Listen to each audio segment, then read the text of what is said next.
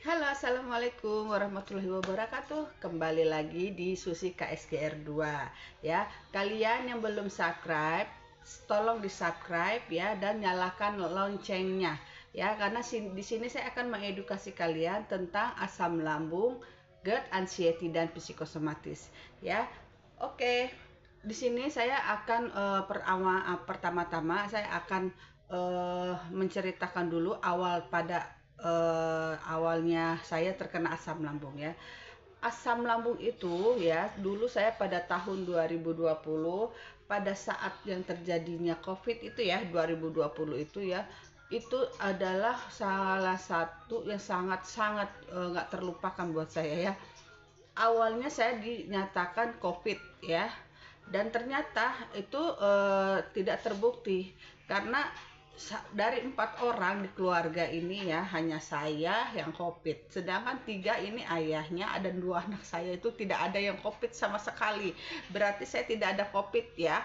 Dan ternyata karena mungkin ketakutan saya dengan Covid itu ya, akhirnya ya saya terkena namanya asam lambung ya.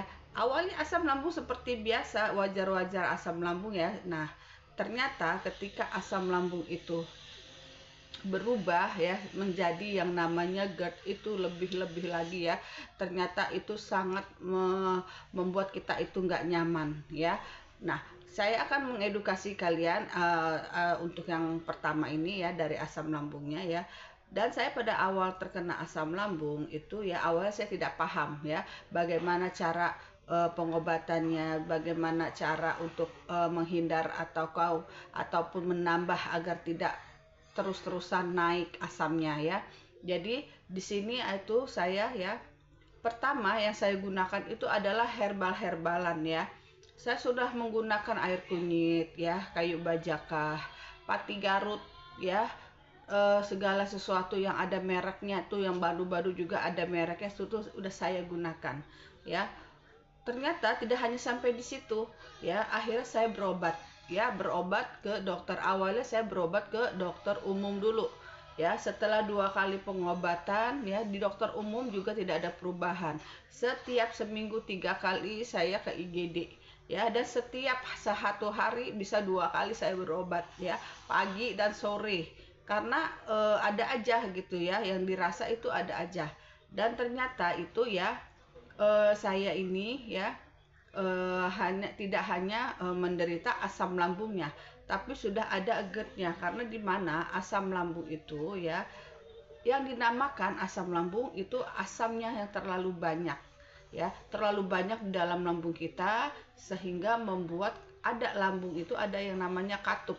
Nah, katup itu ya, karena asamnya terlalu banyak, katupnya membuat terbuka gitu ya, jadi asam itu keluar ya. Dan kalau keluar dan dia makin naik itu namanya menjadi GERD ya, karena perut saya panas, perih, kembung, begah ya, ulu hati panas, dada panas ya, sampai saya nggak bisa tidur ya. Kalau tidur itu saya duduk ya, lalu tenggorokan seperti kebakar ya, panas ya.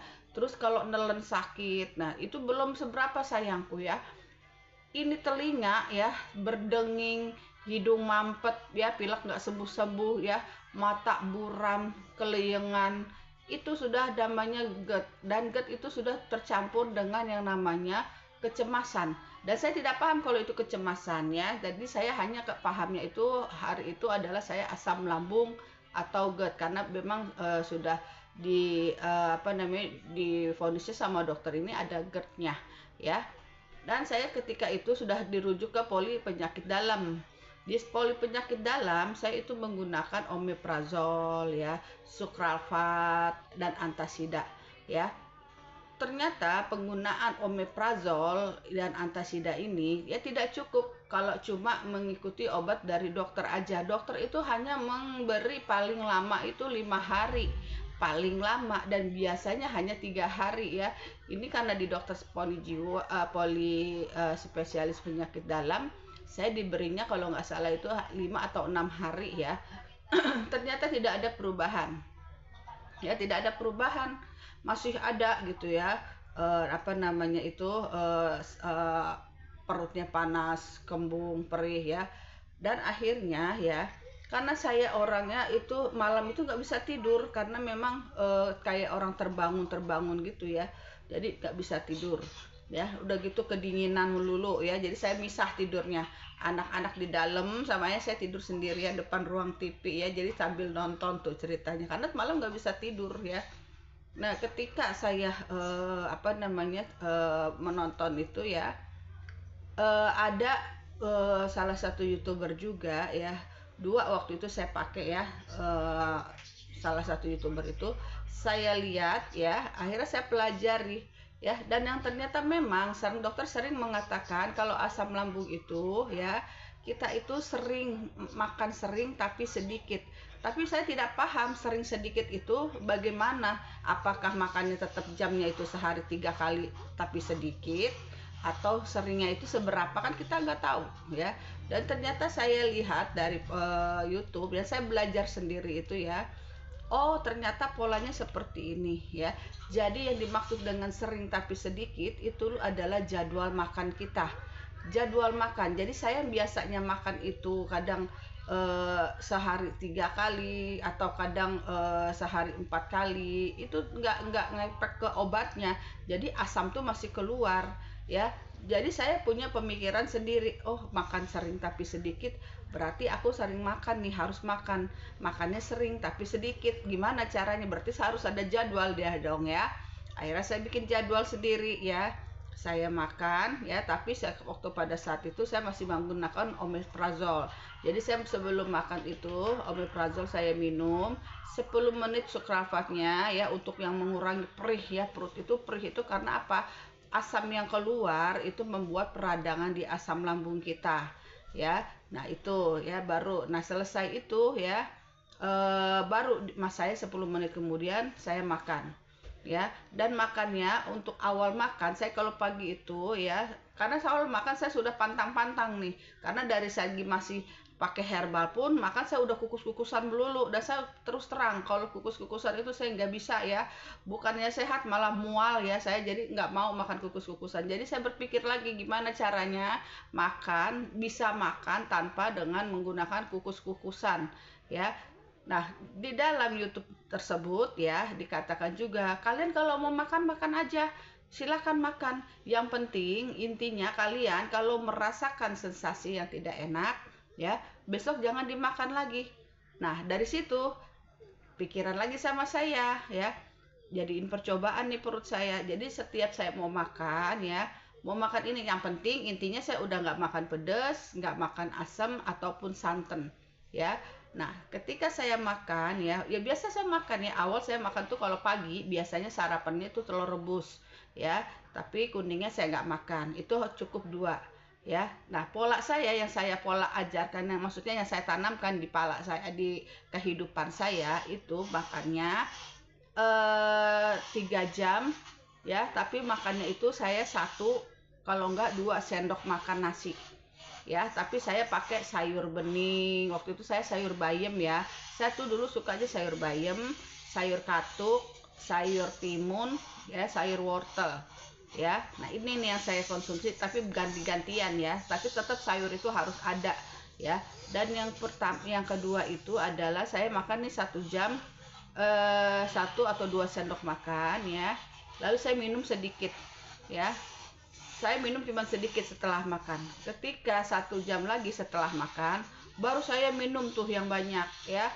Biar apa? Karena sudah biar udah ke dalam, jadi tidak mengganjal di sini. Karena yang saya rasakan sekarang ulu hati suka nggak enak gitu ya, dada panas. Nah ketika itu ya, itu masih panas tuh, waktu itu masih panas dadanya ya.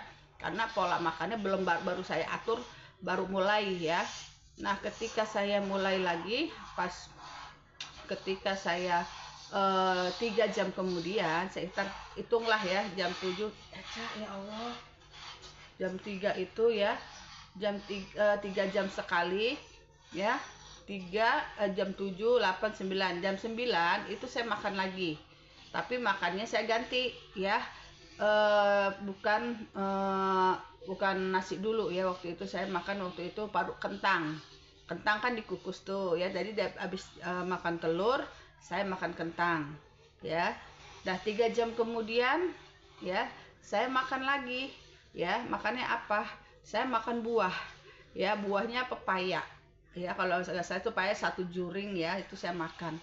Nah, 3 jam lagi saya makan. Baru makan nasi tuh. Saya makan 1 atau 2 sendok makan nasi. Ya, gitu. Jadi 2 jam itu saya makan. Nah, jam 3 sore ya, saya minum lagi obatnya, omeprazol ya, sukrafat saya minum. Nah, konsumsi antasidanya itu saya minum setelah makan. Ya, karena penggunaan dari ada sukrafatnya itu kan agar perihnya itu tidak tercampur dengan si antasida itu kan untuk perih yang di lambung ya. Jadi kalau yang namanya omeprazol itu kan menekan asam tidak keluar, dibantu dengan sukrafat untuk memperbaiki iritasi lambungnya. Nah, antasidanya itu untuk menetralisir gasnya. Jadi antasida itu saya minum setelah makan ya.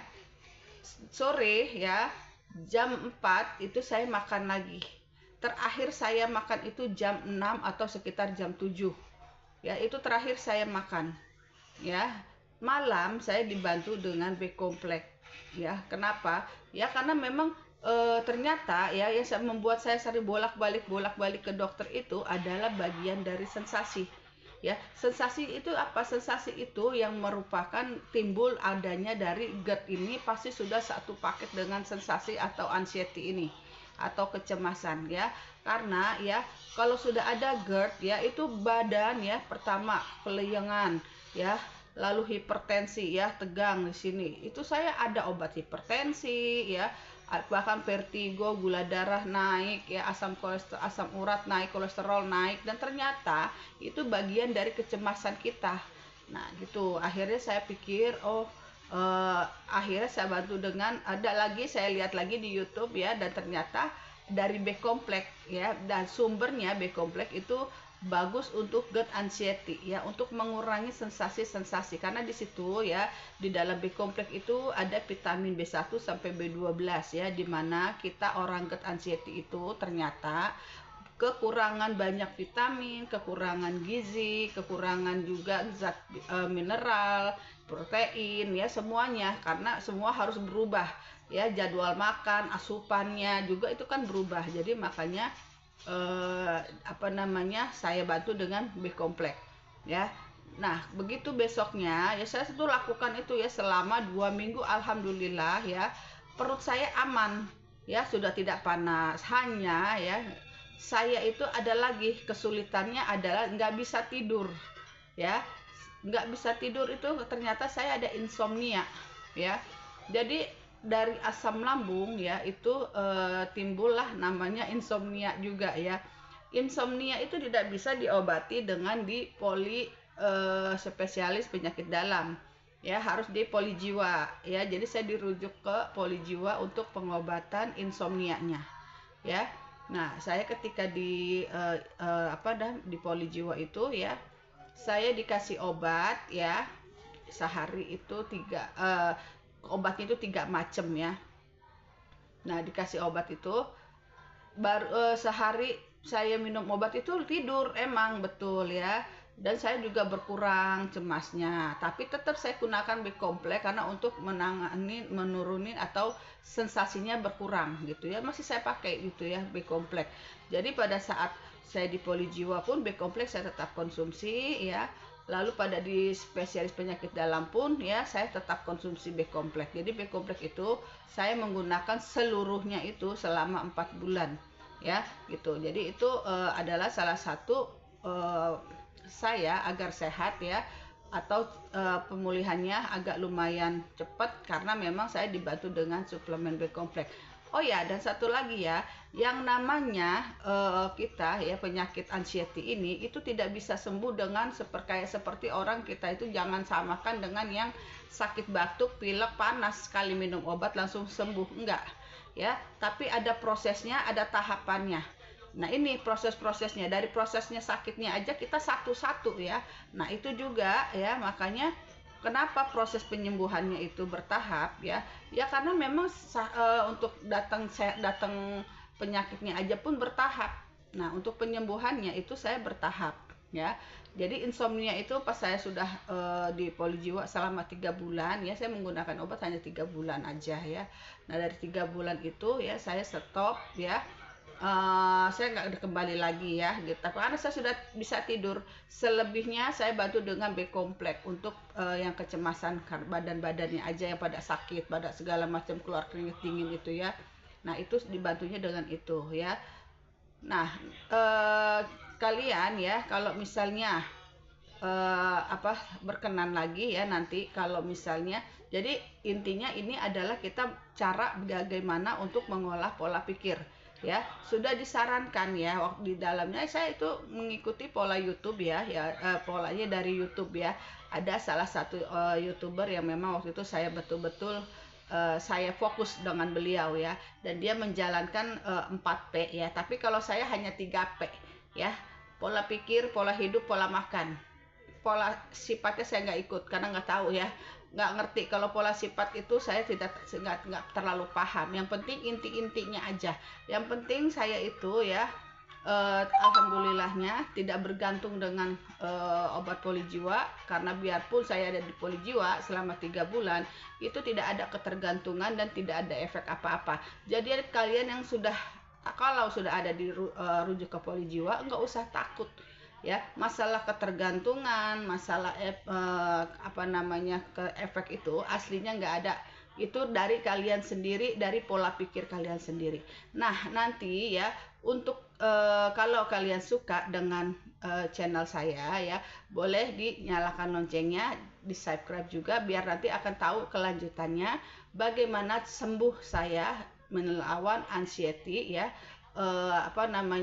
Selama saya mengalami anxiety ini ya, ada yang menggunakan obat, ada yang menggunakan herbal, dan ada juga yang ada juga yang menggunakan obat dokter. Kalau saya terus terang ya, awalnya itu herbal, tapi tidak ada perubahan, akhirnya saya jatuh ke pengobatan lewat dokter. Jadi kalian yang mau mendengarkan kisah saya yang selanjutnya, nanti silakan ya di subscribe dulu, nyalakan loncengnya, akan saya jelaskan untuk kedepannya bagaimana cara sembuh dan cara menangani anxiety kita pada saat kita beraktivitas, pada saat kita ada di luar ya, dan menangani ketakutan-ketakutan kita yang ada di dalam diri kita ya, agar bisa berkurang ya. Terima kasih ya sudah mengikuti channel saya ini ya. Silakan yang mau komentar boleh ya, ada yang mau ditanyakan silakan nanti di kolom komentar. Nanti kalian kalau mau lebih paham lagi, nanti saya akan jelaskan di channel selanjutnya ya. Jangan lupa dukung saya, subscribe dan nyalakan loncengnya. Terima kasih. Assalamualaikum warahmatullahi wabarakatuh.